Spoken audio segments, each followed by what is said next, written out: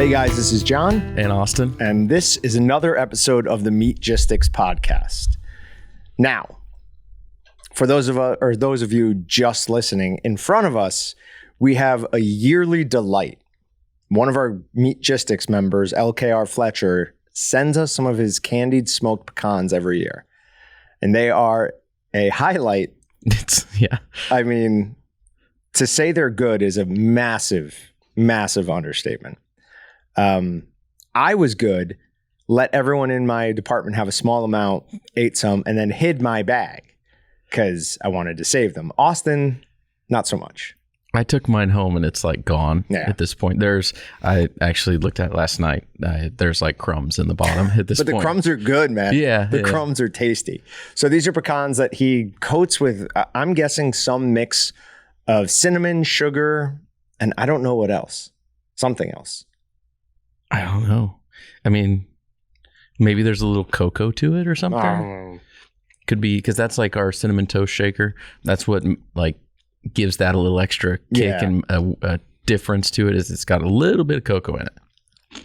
Whatever it is, they're absolutely freaking amazing. Austin wants to reach out to him to get the recipe. I want it to be a once a year treat. I will just send him a chat and ask him Don't do it. I can't not. I buy like the praline pecans from Costco in like the big bulk thing, and I could stop doing that. I can make my own. Probably be a lot cheaper. I mean, that's fair. And it tastes a whole lot better. That's fair. But yeah, these are definitely better than what you're going to buy in a store. If I get the recipe from him, I won't tell you what it is. But I'm going to have like a jar of them on my desk at all times. Oh, come on. Just to screw with you a little bit. I will walk into your office when you're not there and eat those. That's not a smart thing at all. Just so you know, I do have a camera in my office, so I can see what you're doing. It's actually a bad idea to have a camera in my office. Yeah, just a quick story. People can see what you're doing. My wife has access to it, so she can see. And one day she got the brilliant idea that she'd make noise on it and try to scare me. And I contemplated turning it off, but I strangely find weird uses for it at times. I've been gone so much in the last like 5 weeks. Yeah. I've used it here and there to just look in my office. Look and see what's there, so it comes in handy to see if somebody like dropped something off. Yeah, that makes sense. But also can be kind of creepy because other people can look in on you. Yeah, but you know who it is watching you. Like as long as you know who it is. Unless I'm hacked and the NSA probably has feeds to everything. I was going to say my FBI agent, one assigned to me, we're like on good terms at this point, so I have no problem with him. Speaking of law enforcement, when do we get to know what happened? First, I want to try these snack sticks. So. We have 2 different snack sticks up here. These have been long frozen. Those are Chipotle lime with encapsulated citric acid. These were the Supreme Pizza ones we made. Ooh. I forgot we had any packages of this left. They're going to be cold. I defrosted them. I don't think they'll be frozen anymore. A little bit of frozen in the middle. Not going to hurt you. Not bad. Not going to hurt you. Needs more cheese or something. Mm-hmm. Is there no cheese in here? No, there is. There is. So we need to do something to tweak. I might have got just a seasoning clump. I don't know. That's really strong in a snack stick, though. It's either really strong in a snack stick or I got a clump. No, it's very strong. We should do something to tweak this and turn it into a snack stick blend. So we upped this, I believe. I want to say it was either 10 or 15%. Okay. And that's too much. This needs to be a little bit more milder on the seasoning. Mm-hmm. Because basically all I'm tasting at this point is seasoning. I'm not tasting the meat. The seasoning's not too bad, but there's a lot of salt in it. The salt is almost enough to give it a little bit of a burn. Mm-hmm. Like it is salty. Uh-huh. It's good. I like it, but it's too much for the average person. Yeah, absolutely. And that is one of the big problems anytime you're switching over. I mean, you need to, if you're going to use a fresh product to make a cured product, the salt formulation would be higher in the cured product. That's why we always tell people make a small batch first. This, I would say, down it to like 5% more seasoning per pound of meat. You maybe could just use it straight across. You might be able to. It is very salty. Very salty. And that's you saying it. So that's insane. All right. Now these are even older. These are the Chipotle lime. Weird texture. Did you do something special to these? They're so old. I don't remember.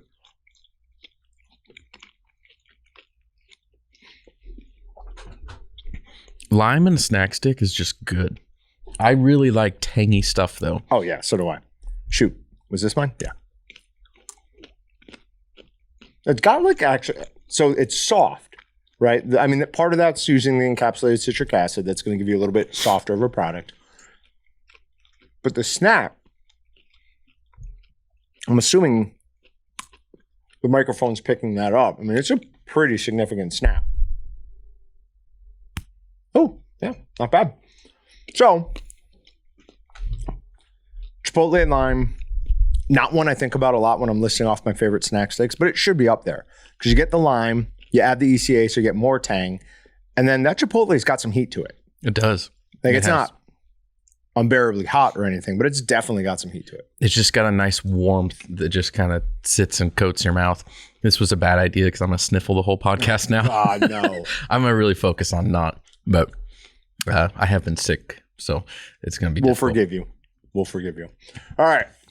So I text Austin at around 12:45 on Monday saying, hey, just FYI, I'm going to be late, or I might be late.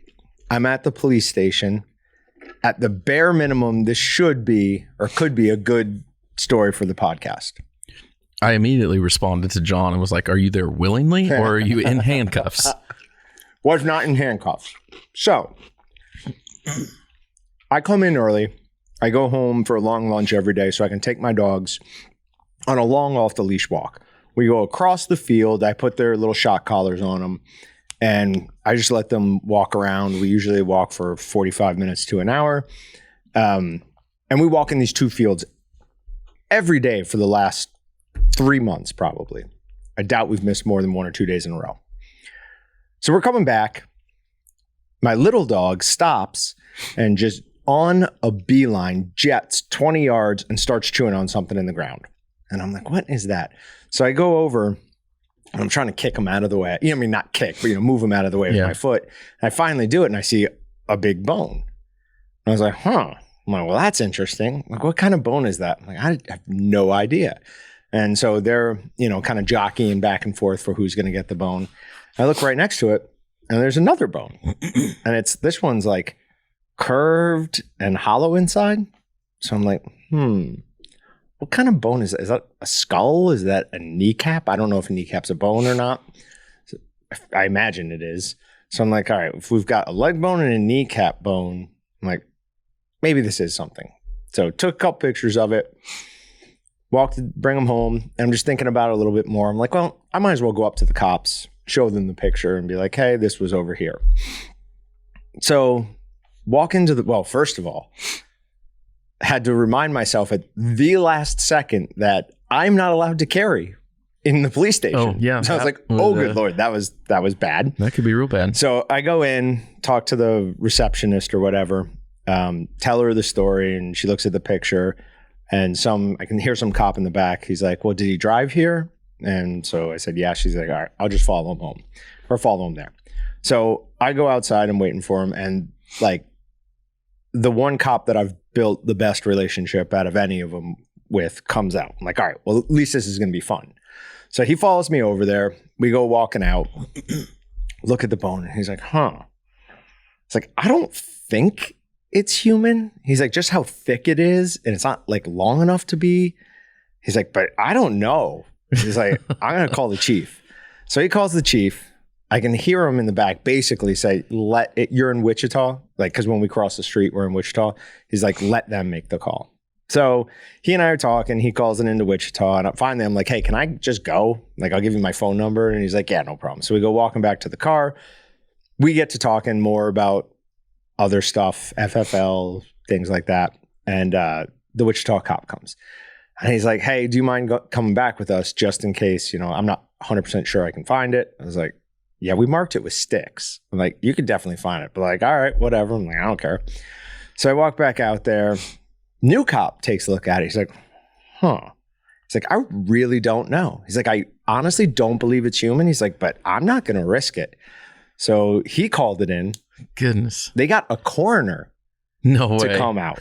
Oh. So we sat there for another like 15 to 20 minutes talking and heard some hilarious stories, by the way, of like cops losing stuff. Yeah. It was hilarious.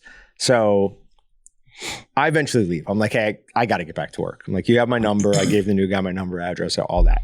Take off. And the cop from Bel Air is like, hey, I'll give you a call when we find out, anything. But I mean, the last thing I heard was that a coroner was on the way. So later that day, unknown 316 number comes up. So I'm like, this is him, obviously. So I answer it. And he's like, yep, just want to let you know it wasn't grandma. I was like, all right, great.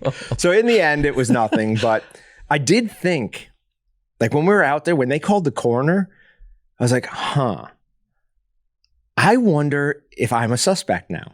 Like if if they think I'm like inserting myself into the situation so like somebody finds what I've hidden out there. Absolutely. If that came back to be something, you would be on a suspect list. They would have to narrow you off that list. I was just trying to do the right thing.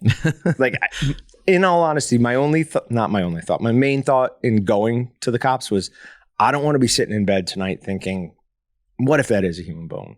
Like what if this is something that could bring closure to some family. Yeah. So that was the main reason I did it. But I will guarantee you that bone was not there long because my dogs, Riggins zeroed in on it from literally 20 yards away and he went on a bee. He knew he could smell it. And still yesterday and today, both of them, when we get around because they took the bone with them, I guess, they go nuts sniffing all around the ground. Now it had been out there for a while, whatever it was. So what they think happened, and I agree, was a coyote, like just was carrying it with them and dropped them. There are coyote dens all around there. Yeah. Did they ever figure out then what bone it was? No, the only identifying thing, and I'll put a post in the Meatgistics thread on this. So it looks basically kind of like a femur, but it's like too short and too thick to be a normal human femur, right? Mm. But on one side of it, it's got a groove right down the center. That's about like a 3/4 of an inch deep by about, 3/4 of an inch wide. No, maybe an inch deep by like a 1/4 inch wide. No idea what his purpose would be. That's weird. Maybe a tendon goes in between there. Like, I don't know. The one thing, the first cop was like, it's a deer bone, I'm pretty sure. I'm like, I'm fairly positive it's not. Like, I don't know many deer bones that are about as thick around as my forearm. Yeah, that would be a massive deer. And very short. Very, very short. So that's that story. Speaking of deer, I'm going to go back out Saturday and try and get my doe. Sweet. Crossbow again then? No. I'm bringing my 6.5. Okay. So the only thing that's possibly making me feel like I'm not going to do it, or only thing that could change my mind, is if I can find a cool place to go in January that's public land within an hour's or so drive so that I can go try my spot and stalk. Because I'm very serious about wanting to try that. I might go anyways, even if I get a deer and just not shoot anything. Just to see if you could find something, stalk it, get close enough to do it. To take it. Yeah. That would be really sweet. Touch it.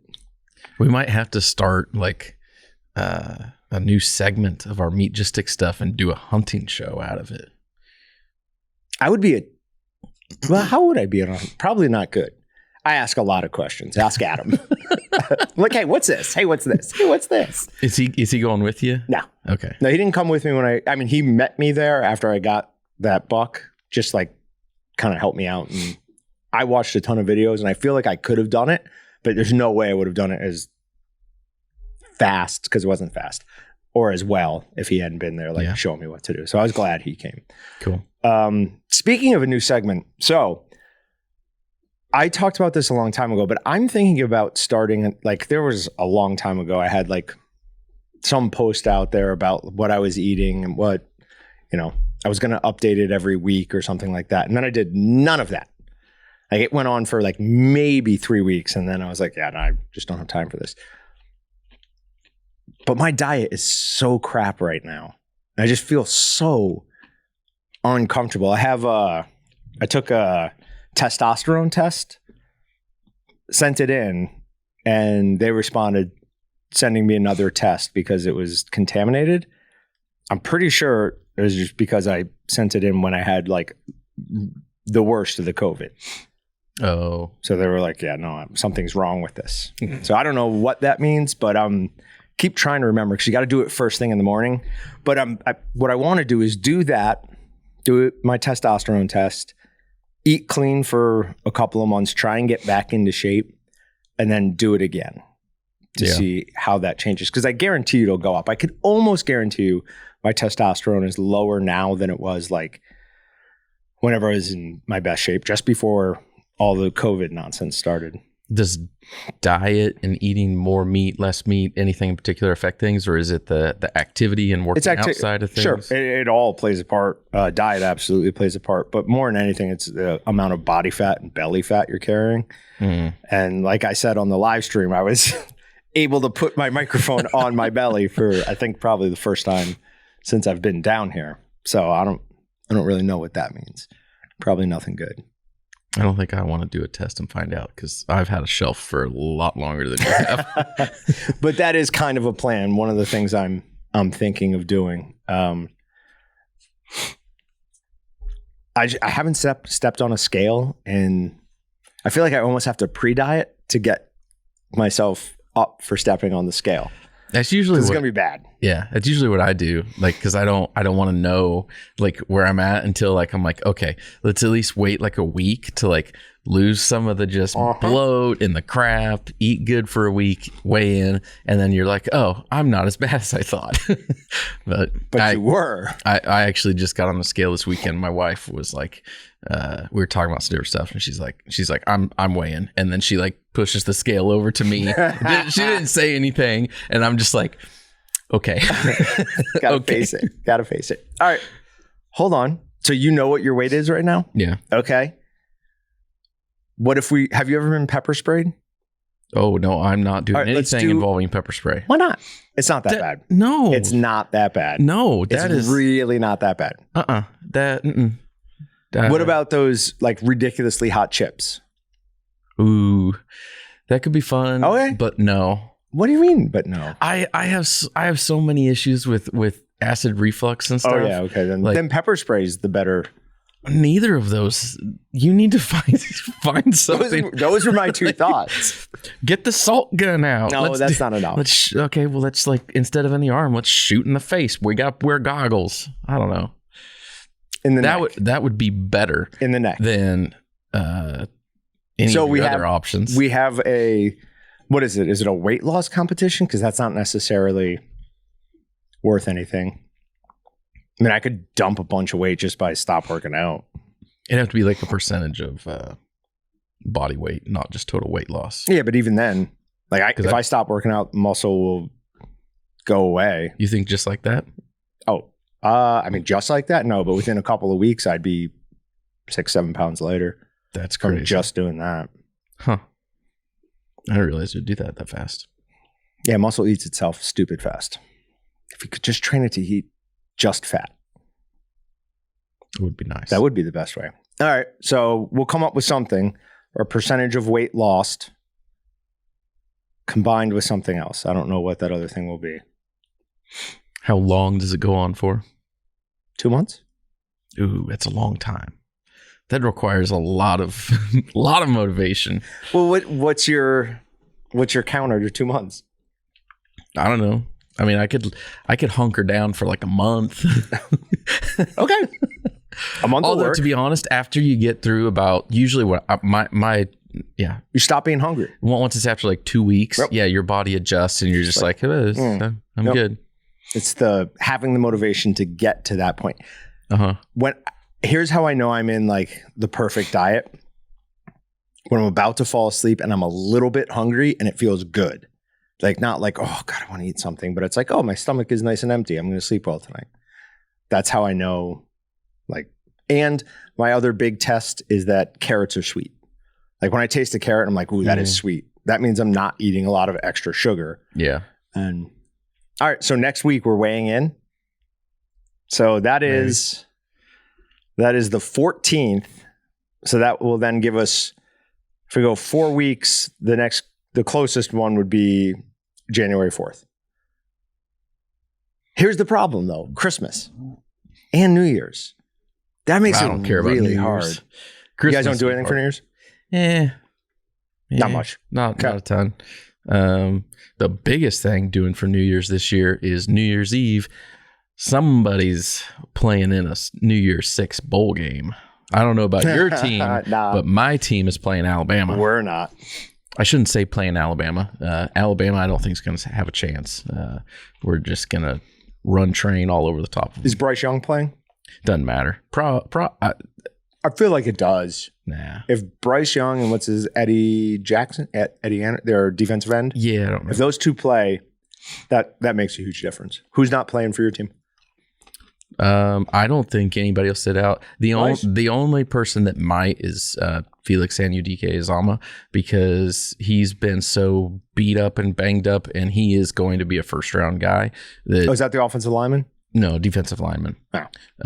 Who's your offensive lineman? That's like Cooper Beebe. Cooper Beebe. Okay. But Felix, he's been so beat up. I could see him going, "Hey, I'm not up to par on where I should be. I need to take time off to recover before I get into pro days and what is the combine? Combine, yeah. And I don't blame those kids who do that literally at all. Like a couple of years ago, it was what's his name? Not Ed McCaffrey. What is McCaffrey? The great running back, Mike McCaffrey. Christian McCaffrey. Made big headlines by being like, "Yeah, I'm not playing our bowl game. I got to get ready for." Like, there are millions of dollars on the line there. Like, I totally get that. It sucks. Michael Mayer, our all-world tight end, isn't going to play in our bowl game, but I get it. Like, I totally get it. He's the all-time Notre Dame tight end receiving touchdown record. I think receptions. I don't think he has yards. But think about some of the great tight ends that have come out of Notre Dame. If he's even up in the conversation of best tight end to come out of there, that's pretty good. And I told my wife many times this year while we were watching Notre Dame games, I'd be fine if the Commanders took him in the first round. The first mock I saw had them taking him at 18. I was like, oh, yes, please. Oh, yes, please. But is this supposed to be a meat podcast? Usually I think we talk about meat normally. I think so. Sometimes we circle. It's like around meat. It's football. I personally think that's part of what gives people entertainment is we don't just like get so focused on one thing. We our focus is meat, but we just kind of dabble. Yeah.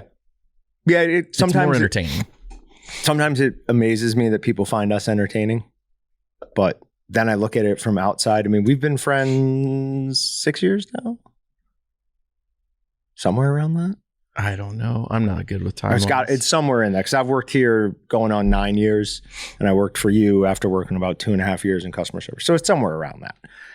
And we've done a ridiculous number of live streams, now the podcasts, and just a ton of other stuff together. So I guess I can see why that would be amusing to other people. Yeah. Well, all right. Do you have anything else before we get into Meat Matters? No. All right, Meat Matters. I've got some good stuff today. John was so giddy earlier when we were talking about podcasts. He was just pumped for the news stories he's got today. I have calmed down a little bit. Just that's how I tend to go. But first story we have is from CNBC, and it's Kroger hikes forecast after stronger grocery sales top estimates. So for the full year, Kroger now anticipates adjusted net earnings to range from $4.05 to $4.15. It had previously expected $3.95 to $4.05. Some retailers such as Target and Kohl's have reported noticeable pullback in spending. McMullen said Kroger hasn't seen the same, in part because cooking at home costs less than dining out. When we talk to our customers, they're telling us they're changing, but so far they're changing on purchases other than food. Of course, you have to eat. I mean, I don't understand, not that I don't understand the purpose of this article, because I do understand that. But eating out is more expensive than buying your own food. And everybody has to buy food. Everybody doesn't have to buy almost anything else. Not everybody has to buy clothes. Once a year, I get 2 pairs of jeans, and then I wear the same t-shirts all the time. Mm-hmm. I don't go out and spend money on anything really. But so electronics, all of that, of course, that's going to have an up and down. Like what Target sells, what Kohl's sells, those are luxuries. Mm-hmm. Food is not a luxury. Yeah. The biggest luxury portion of food is people may go from buying a name brand to an off brand, or a high-end cut of meat to just buying a ribeye to going to a sirloin or something. What is the most expensive thing that you buy at the grocery store? Like, what do you think, not like this is where the bulk of my money goes, but like the most expensive individual purchases? Does that make sense? Yeah. I don't know. I mean, I don't know. I don't hardly do any of the grocery shopping at all anymore. Okay. My wife does 99% of it. That makes sense. I have no idea. It gives me more sticker shock when I do go to the grocery store, because I don't see it every day all the time. I go once a month maybe, and so when I do see stuff, I'm like, what the heck? That's not possible. When my wife was getting her MBA, I did exclusively the grocery shopping. Like, she had no time to do anything. I did everything. So when that all ended, we went to Aldi's. I mean, we didn't like make a point of, oh, you're done now, but like it just happened. We're like, hey, you want to come to Aldi's with me? So we used to play this game, guess the cart. No money involved, no nothing. Like, it was still just who can get closer. So I said, how much do you think this is? And she said $75. I'm like, you have not been listening to me at all. I'm like, I told you groceries have doubled. And she's like, yeah, but this is Aldi's. I'm like, that's $140 easy. Get up there was like 138 something. I was like, and she couldn't believe it. I'm like, yeah. I've been telling you this. Like, things have gotten ridiculously expensive, but you need it. Like, that's why I tell the grocers or the people checking out, don't tell me. Don't want to know. It's just going to ruin my day and I need it. So, yeah, but it's really annoying. One of the other interesting things on this, they're talking about how much like sales have gone up. Like, Kroger identical stores rose 6.9%. That's almost actually bad. Yes, they increased, but that's lower than inflation is right now. So they're technically bringing in less than they were. Mm-hmm. So people have to be making some sort of adjustments related to food. But I think people probably aren't buying less food. They're just probably buying somewhat less expensive food options.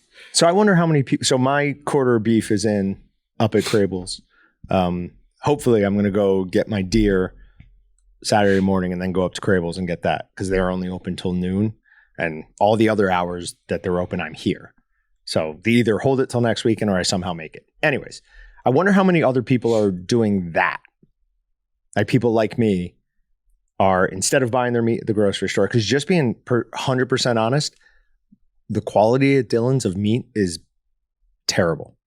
It has gotten really, really bad, to the point where I bought 2 steaks twice for me and my wife. First one, I just kind of wrote it off as a fluke. The next one, I was like, all right, well, I'm done buying meat there. Like, I know how I cook these steaks. They should be like really tender, and they were tough. Mm-hmm. So, yeah, I don't know. I do. I mean, I would say, like, if I buy meat, and since Walnut Valley opened up a shop in Andover, mm-hmm. I don't buy meat from the grocery store like at all anymore. I used to more because it was just convenient, but now Walnut Valley's right there. It's so convenient. Yep. I just go there. But when I go there, I just, what they got on their shelf, whatever. I'm like, yeah, that's good. Grab it, go. When I'm like at the standard grocery store, Dillon's, Walmart, whatever, I'm so picky. I will sit there and look through every single piece of meat. Like, nope, that looks horrible, horrible. Try to find something that looks good. But yeah, anytime I have people coming over for dinner, or especially if they're coming in from out of town, like, I don't go to Dillon's. I don't even go to Sam's. I'll go to Yoder's. I'll go to Walnut. I'll go something like that, because the quality is significantly better. Cost is more. Mm-hmm. It's going to be a little bit more expensive, but really worth it. Yeah. The only reason that I ever buy steaks there is I'm a slave for convenience. It's just like, oh, I'm here. We could probably ask some of our commercial customers around the area what they're seeing. No.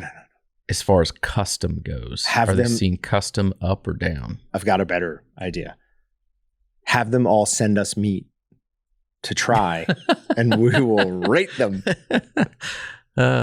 Free meat for Austin and John. I would be in, but I don't think you're going to talk them into it.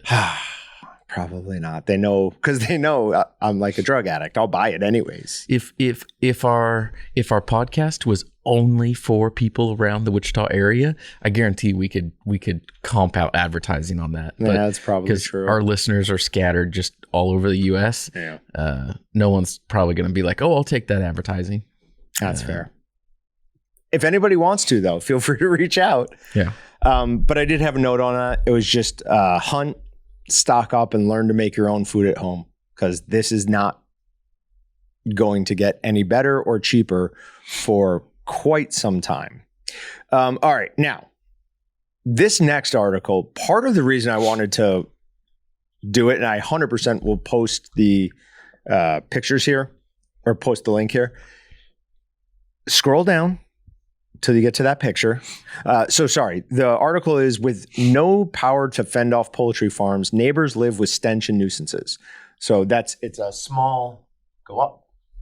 It's a very small link. It's the second link. Oh, okay. Yeah. Very small link. So I'm going to talk while you do that. Keep scrolling down and tell me if that's something we'd ever be able to do, because it's fascinating. And then we'll talk about that. Okay. About 230,000 North Carolinians now live within a half mile of a poultry farm, an analysis by the Charlotte Observer and News Observer shows. Interviews and aerial photos suggest more massive structures that can hold up to 40,000 chickens apiece might be coming. Neighbors within 3/4 of a mile of a farm can have an increased risk of acquiring pneumonia, and those living within a mile can see the values of their home decrease. I don't have sympathy for this. To me, this feels a lot like somebody who buys a house across the street from a biker bar at a discount and then complains about the noise at 2:00 in the morning. Like, it was there. You knew it was there. You bought it. I'm sorry. It probably sucks, but that's the way things go. What Austin is seeing is what I saw for the first time. In the middle of this article, it's got an image of some fake chickens. And as you try to scroll past it, it changes to like a Google Maps type thing and just keeps scrolling you out and out and out and out. And as you do that, more text pops up. It's really interesting. In theory, we could do something like that. That's from OpenStreetMap, and I'm pretty sure it's not the same exact thing, but in premise, the same thing behind what we do with our Meatgistics map of where all the individual users are. Okay. Yep. We use our data comes from OpenStreetMap. No. Who is in India? Click on those two. Delete them. We've not had a single valid user from India. Oh, I'm not logged in. No. All right. I'll delete them after this. It's annoying. But I just don't. I'm sorry. Like, it predated you. Yes, I'm sure they smell terrible, but that's why you got your property for what you got it for, most likely. There's also, I don't know. I struggle with some of that stuff when people talk about things like that. I don't like, if something was near me that I didn't like, I wouldn't want to move because I like where I'm at. But it's different if it's already there, mm-hmm. or if something comes in. But we have a very big country. If you don't want to live next to a farm or a ranch, whatever it is, like, there's a lot of other places out there that you can live. Even if something comes in while you're living there, you should have had time, notice, all of that to push back with the town zoning board. Like, that got approved to be there. So that's the way the world goes. When we first built our house, they tried to build a assisted living elderly home directly across the street from us. Not on the other side of the pond, but literally across the street from us. our HOA got together, went to the town, and like, not a chance. Like, you're not rezoning this for that. Like, you have your opportunities to push back. If you don't take advantage of them, like if nobody did anything with that and they just let them build that, no one in our neighborhood should be complaining about it. So, all right, here we go. This is the one that I was truly excited for. I'm shocked you didn't start with this. No. Nestle hints at vegan future with 3 new plant-based categories. So Swiss food giant Nestle transforms its global portfolio with new vegan foie gras, plant-based eggs, and dairy-free Toll House chocolate chips to serve younger consumers. And my first note on this is go ahead. I'd love to see Nestle crumble. It is a truly vile company that I hope topples. The list of just atrocities that they've committed is way more than anything we could cover in this. But I did write down a few of the greatest hits. A few are just the higher end deserving of being called out ones. First, they basically went into impoverished countries in Africa and got doctors on board with them to start giving new mothers this baby formula and telling them that they needed to use it exclusively. They gave it to them for free as a sample, specifically timed out so when the sample ended, the mother wouldn't be lactating anymore. So it would interrupt her lactation cycle and they would have to use that formula. That is disgusting. Yeah. I mean, you want to talk about late stage capitalism? That is. If you're going to go after with, what do you want to call it? It's not illegal, obviously, but unethical business practices to new mothers, people who've just had a baby. I mean, that is truly disgusting. Then they mine water.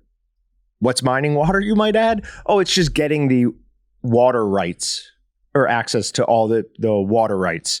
Then it becomes property of Nestle. They tried to get water reclassified as a need instead of a right. Access to public water should not be a public right. That is Nestle CEO Peter Brabeck. I think he was CEO at the time. He's not anymore. They're also the largest holder of water rights in Michigan. Where's Flint? Wasn't that in Michigan? Yeah. Probably could have fixed that in a week if they wanted to. I didn't think about that, but Nestle, they bottle a lot of water. Oh, we're gonna get to a lot of water. We're gonna get to more water stuff. I did not even know about this one, but through the 70s in Ethiopia, Nestle had invested up to about $6 million, which is a significant amount back in the 70s, right? Ethiopia had a military coup where the military took control of the country and took control of all of its assets. Nestle's has been trying to get their investment back, still, I think maybe to this day, for $6 million. Through 2 famines, they kept trying to get their money back. As that country was experiencing a famine where millions of people died, they were still trying to, no, I know your people are dying and starving to death, but we deserve money. No response. He's shocked. He can't even speak. I'm still reading and catching up. I didn't read ahead of time. Oh. Then we have the chocolate price fixing. They got together with Hershey's, Mars, and Cadbury, and they were sharing what their chocolate pricing was going to be so that they could fix the market. I mean, we talked about it like maybe the last 3 podcasts I've asked how much of our food industry is fraud. And I think it's a lot. Yeah. It's one of those things, like I said before, like hard to know. You hope it's not, but you see a lot of stuff that happens and you think, well, if someone does it here, someone else is probably doing it over there. Yes. And just not getting caught. Mm-hmm. So it frustrates me beyond belief that we can't even keep one of the most important industries in our country clean of fraud, dishonest business practices, fraud. I mean, that's what it is. Then they were using melamine instead of protein in baby's milk. This was mostly a problem in China, but they were going to the milk makers and saying, this is melamine. It has zero nutritional benefit. It won't even, your body won't treat it as a calorie, but if you put it in your product, you can claim it has a higher protein count. Really? Yep. I've never heard of that before, so I had to look up and see what the heck that is. What, melamine? Uh-huh. Oh. It's a synthetic protein, I think it's classified as. Huh. Then, worked with Mugabe, the Zimbabwe president, emperor, whatever he calls himself, who kicked all the white farmers off their land and seized all of that. They worked with him to get milk from those farms that he had seized. So, that's pretty ethical. And then the mislabeling and flat out lying about Poland spring waters. So they did a study. They claim on the land that they say they get all their water from Poland springs, that there's 7 active springs.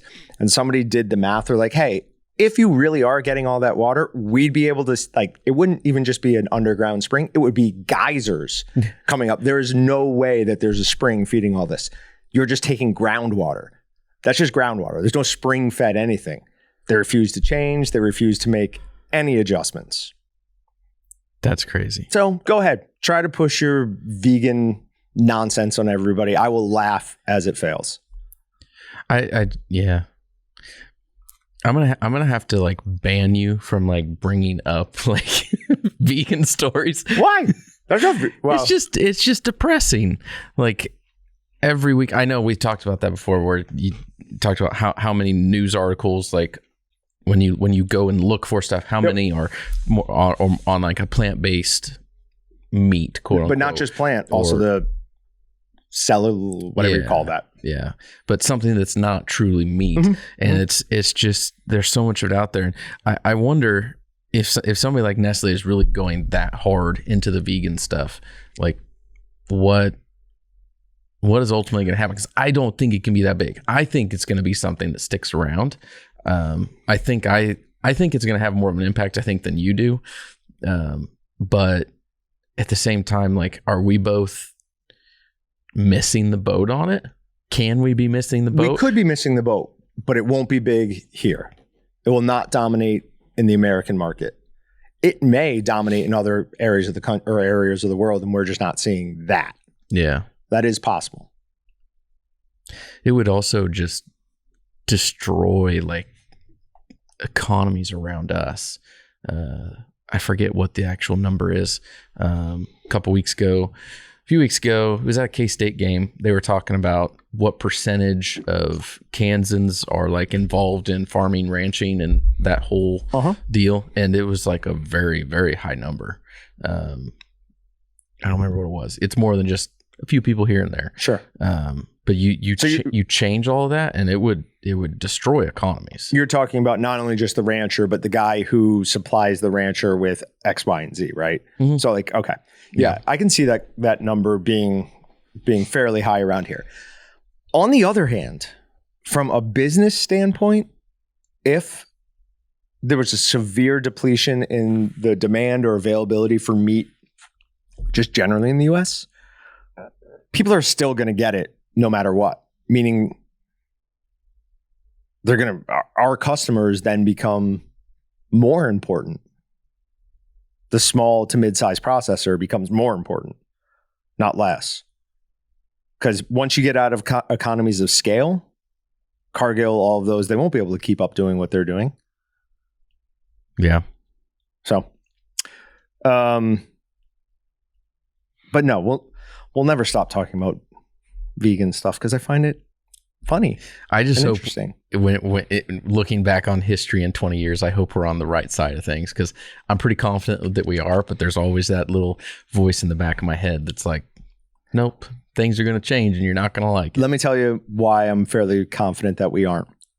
Because I just heard the first scientist in I don't know how long start talking about, no. It's not, the climate's not getting warmer, it's getting colder. We need to get ready for the next ice age. They just keep trying to trot out these new things to scare and distract us, and then they switch it, and then they switch it. Back in the 70s, that was what everyone feared, was global cooling, not global warming. Mm-hmm. So these things never stick. They just keep coming and going. Meat is here forever. You know, the crazy thing, we're getting off topic, but the crazy thing is they're probably right. There's probably global cooling, there's global warming, there's both. It's here and there, and it's moving, and it's just how the world works. Humans can have a impact on it, but it would something would probably not be going right if it was just always the same all the time. Change is going to happen. Right. You just don't want it to be a drastic change that has a major impact on everything, but it's going to change. Yep. All right. Next one. At-home dining continues to boost meat sales, but inflation is shifting shoppers' habits. So it says in 2022, inflation has had a major impact on how consumers shop for meat. In the earlier days of the pandemic and uncertainty of 2021, consumers in the meat department were doing a lot of stocking up. They weren't sure when they were going to get to the store again, but behavior has changed in 2022. As COVID surges subside a bit and shoppers felt more comfortable making more frequent grocery trips, just by the nature of the fact that they were more open, immediately you would have seen less volume per trip. Couple that with record high inflation and meat being the most expensive thing you buy at the store, and you have more trips but less volume per trip. We're buying for what we need versus stocking up. Makes perfect sense to me. Really, my favorite thing about that is that more people are eating at home instead of going to restaurants, 4 nights a week. Not that I have anything against restaurants. I've worked at them growing up, but people really should be eating at home. A restaurant should be something you go to occasionally.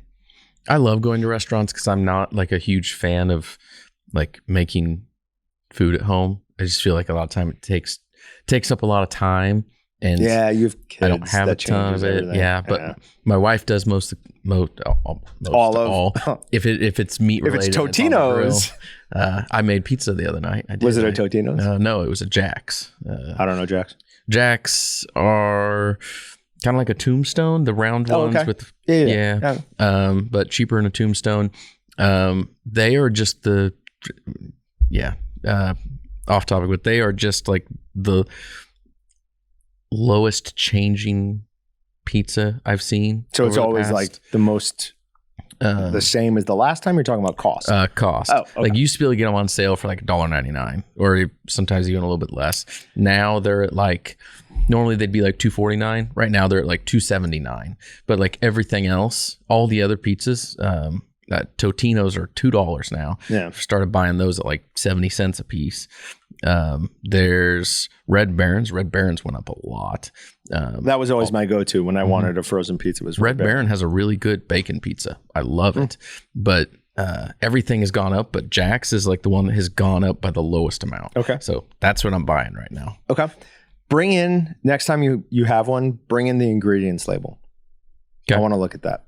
I'll bet you it is horrifying. Yeah, if you're selling a pizza for $2. I mean, there's not a lot of toppings on it. No. You got to add your own cheese to it, basically. Basically, the wheat and cheese should cost more than that for a full pizza. Yeah, I don't know. We'll see. I'll bring it in. I still have some at home. So, this is it was part of that last article. It says inside the meat department, what's new and what's next. WGB asked Jonah Parker, principal at IRI's Fresh Center of Excellence, to gaze into her crystal ball and predict what's next in the meat department. Dark meat. Things are seeing quite an upgrade in terms of a share of importance.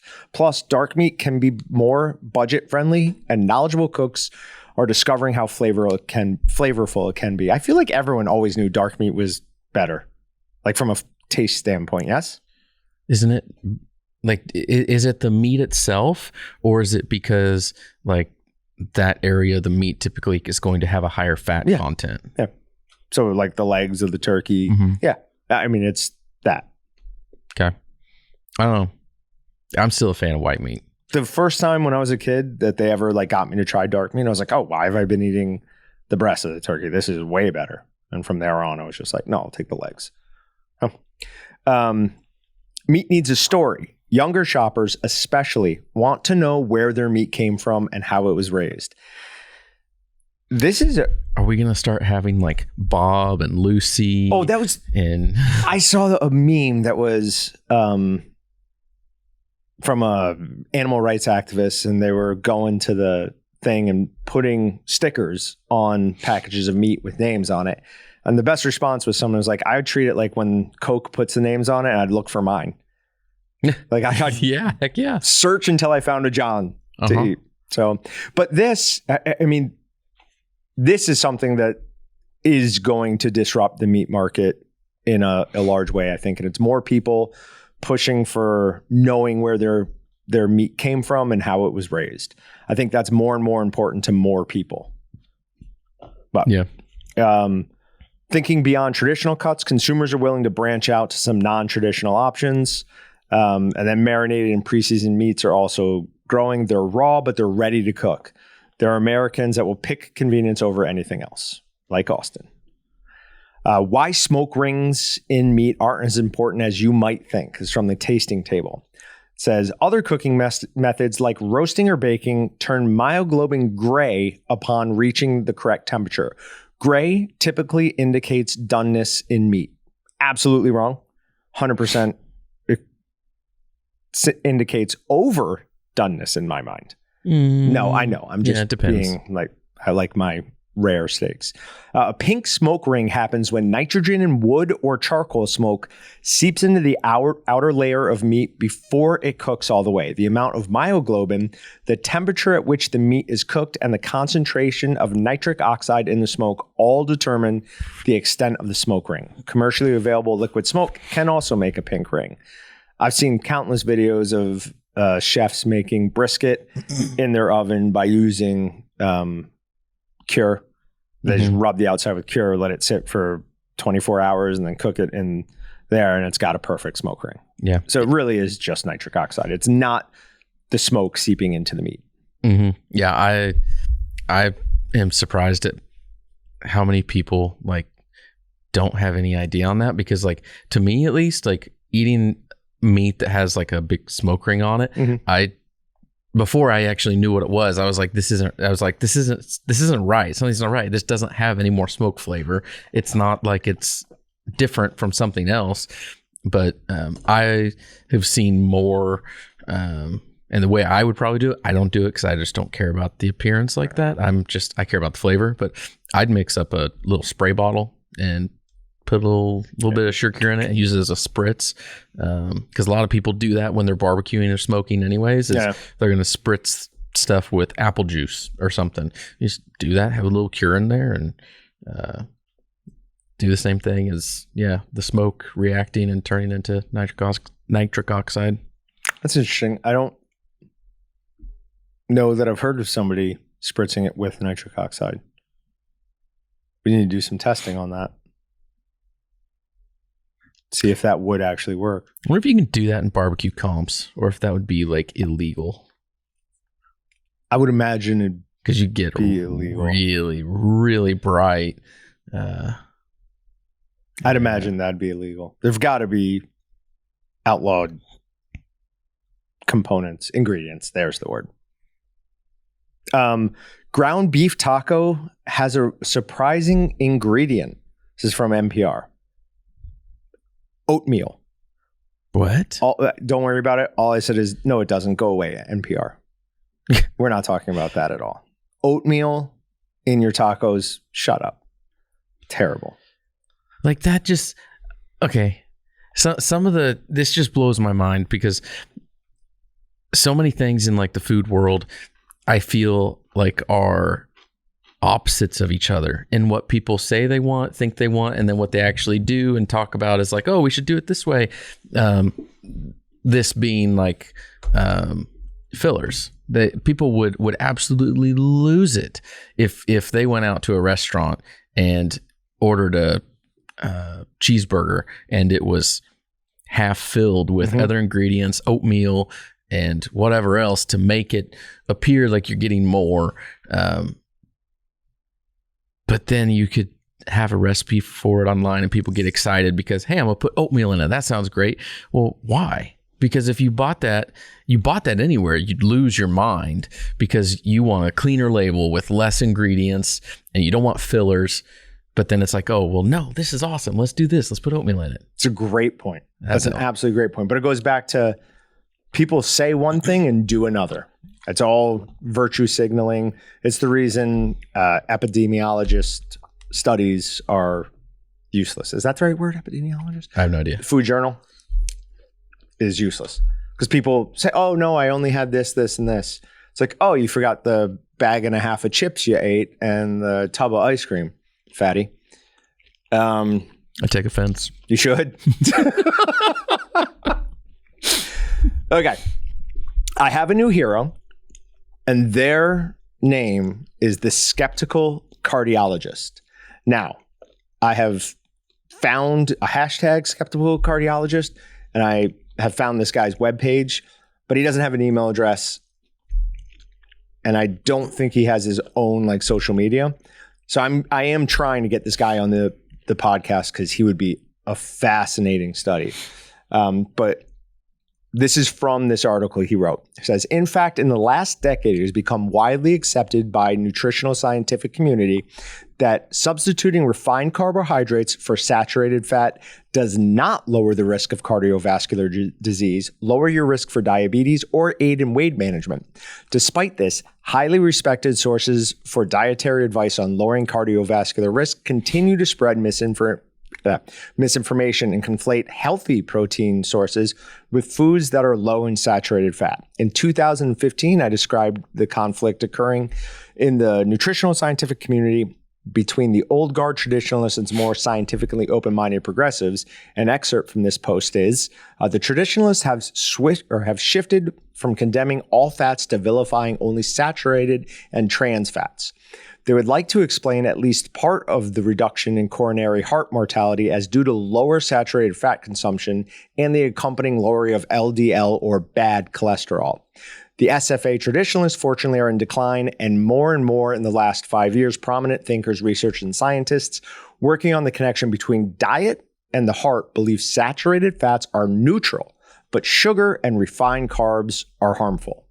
Now, I'm going to continue reading from this just for a little bit more because I think it's really important. Although 7 years have passed since that post, there has been only slightly incremental improvement in messaging, and the traditionalists are still in control of the American Heart Association and many other nutritional websites. I just checked what the AHA has to say about meat and dairy, and it's still promulgating the outdated traditional concepts. The AHA recommends choosing healthy sources of proteins, mostly from plant sources, regularly eating fish and seafood, substituting non-fat and low-fat dairy products in place of the full-fat versions, and for people who eat meat and poultry, choosing the lean and unprocessed ones. Anytime, I feel like everybody at this point is, if you're paying any attention, knows that if something says low fat, run. Because all they've done is stripped out the fats that are good for you and you need and replaced it with a bunch of sugar or some other source of, refined carbs. There's a new term for corn syrup, and I can't remember what it is. They're calling corn syrup something different now, so people miss it on labels. Is it actually something different? Oh, yeah. Well, it's corn syrup. It's still corn syrup. It's still corn syrup. I can't remember this, but that maybe. In general, red meats such as beef, pork, and lamb have more saturated fat than skinless chicken, fish, and plant protein. Saturated fats can raise your blood cholesterol and increase your risk of heart disease. First of all, the fact that the AHA is saying that, and I know that ingested cholesterol has almost nothing to do with the cholesterol in your blood, is a crime. Whoever is just parroting out this same old nonsense needs to be taken out of their job. Like, you are giving people health advice that is in direct conflict with like what the current knowledge is. These are probably the same people who took $50,000 to write the food pyramid and put carbs at the bottom. You don't get as upset about this as I do. I don't know as much about it because, yeah. I don't know, because anything I've ever done nutrition, I've mostly focused on just your total caloric intake and not caring as much about how I get there. So it's just that I'm there. Did you ever read about the Twinkie experiment? The high school teacher? No. He wanted to prove to his kids that it's just calories in, calories out. So he changed nothing, recorded how many calories he was eating in a day, and switched that all out to Twinkies. And he didn't gain like a pound. No change whatsoever. All the other things that go along with your health, other than your weight, all cratered. So yes, for your weight, it will stick the same, but it's going to mess with your hormones. It's going to mess with your blood sugar. It's going to mess with everything. Yeah. That's like taking it to an extreme though. Like I wouldn't switch to a diet of just Twinkies. No, he was trying to prove a point. Like it's still like you still have to have some sort of moderation to things, but I don't know, how important is it all? Obviously, if you were told like, hey, you need to stop eating meat, like that's gonna be hard because you stop eating meat and there's a lot of stuff that you're gonna miss out on. Who's telling me this? Is it God? Because if it's not God, I'm not doing it. Well, flip it to the other side and say, I'm only gonna eat meat. There's still other stuff that you can miss out on by only eating meat, or maybe on what kind of meat you're eating. If you're eating like steak all the time, it's gonna be better for you than if you're just eating chicken breast. Do you know what scurvy is? Mm-mm. Scurvy is something that pirates used to get because they would go out in the ocean and have no availability of like vitamin C. So like you get a discoloration of the skin, gums bleed a lot. It's a bad thing. So all these people who are doing like just the carnivore diet, people were trying to figure out like, hey, why are you guys not getting scurvy? Like you're not getting any vitamin C, you're not getting any whatever else is in these citrus fruits. Turns out when you eliminate carbs, your vitamin C requirements like drop through the floor. You need way, way less vitamin C. Interesting. I want to do the meat only diet. But people keep sending me like these delicious things that I have to eat. To be honest, if we actually do a fitness weight competition, whatever we want to call it, I would be very tempted to go to a mostly meat diet. Not going to be possible because even if I'm like watching what I eat, I will still eat pizza. It will happen. There is no way around it. It's going to happen. But do that one day a week. You have your one cheat day, and then you got 6 good days. If that is the attitude you go into this with, I'm going to beat you so embarrassingly that you'll give up by. No. Okay. I guarantee you I can beat the pants off of you. So you won't.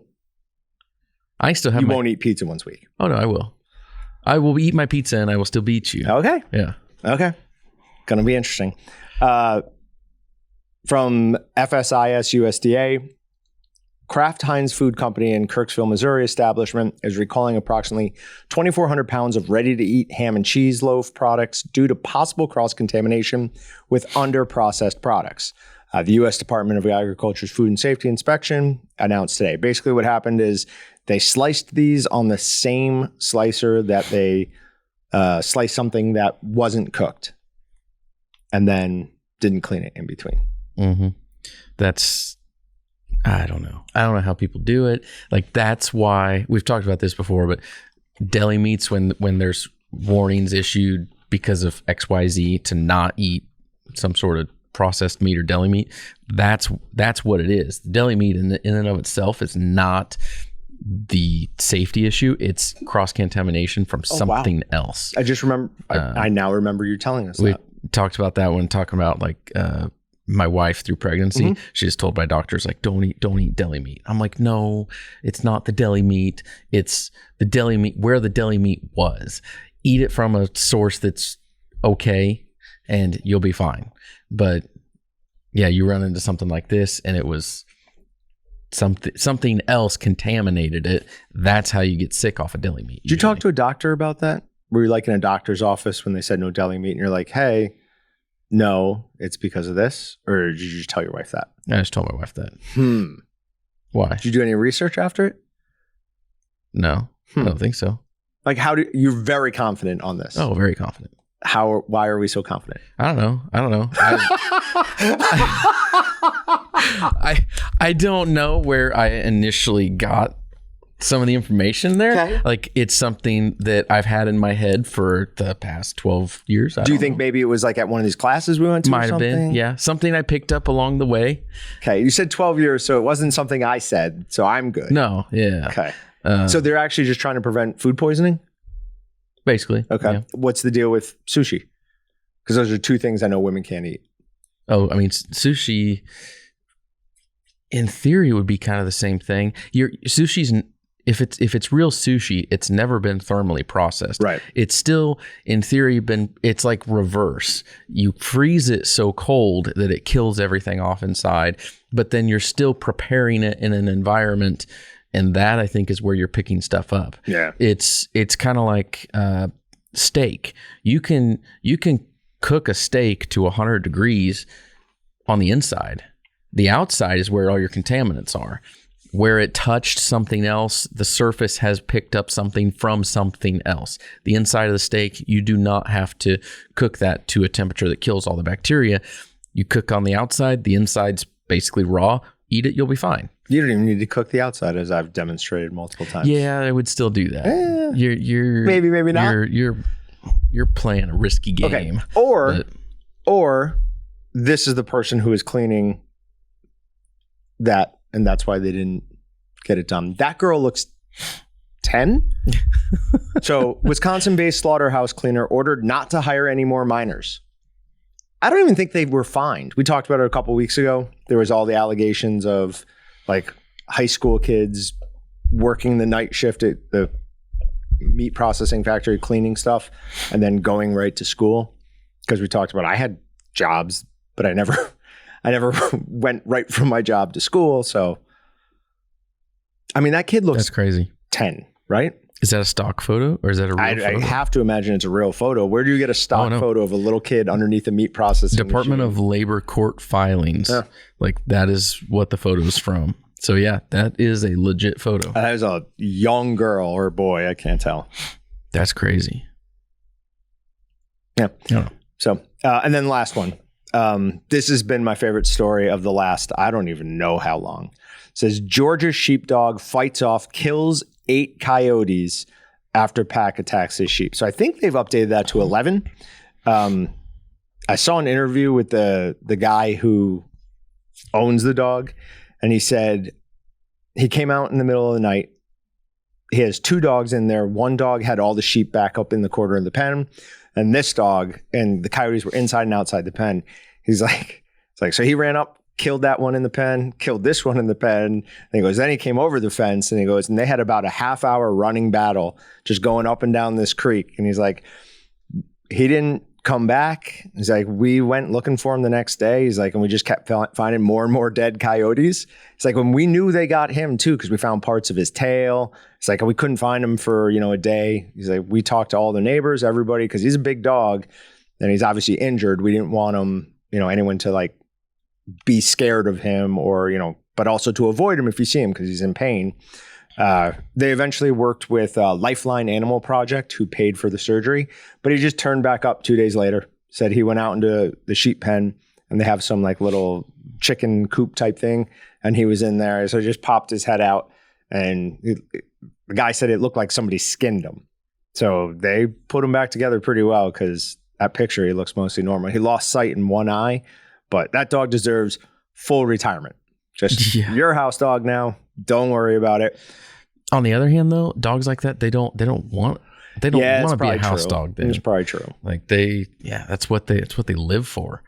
When I had my short hair, I mean, she would stay in the house, but she lived for running around. She'd get excited doing something at home, but there was nothing like the excitement of getting out in the field and her going, I'm getting birds today.